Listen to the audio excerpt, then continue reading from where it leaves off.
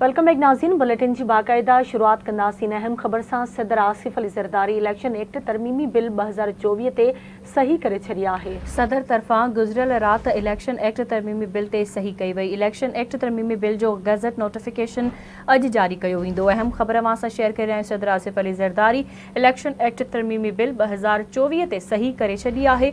सदर तरफ़ां गुज़िरियल रात इलेक्शन एक्ट तरमीमी बिल ते सही कई वई। इलेक्शन एक्ट तरमीमी बिल जो गज़ट नोटिफिकेशन अॼु जारी कयो वेंदो।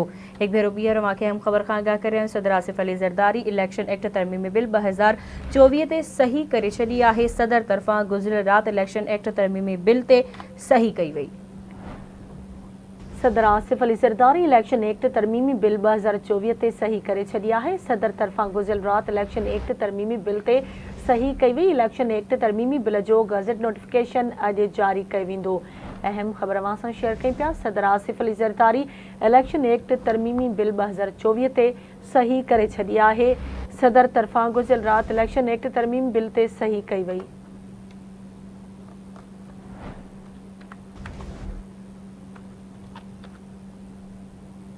हिकु भेरो ॿीहर मांखे अहम ख़बर खां आगाह करे रहिया आहियूं। सदर आसिफ अली ज़रदारी इलेक्शन एक्ट तरमीमी बिल 2024 ते सही करे छॾी आहे। सदर तरफ़ां गुज़िरियल रात इलेक्शन एक्ट तरमीमी बिल ते सही कई वई। इलेक्शन एक्ट तरमीमी बिल जो गज़ट नोटिफिकेशन अॼु जारी कयो वेंदो।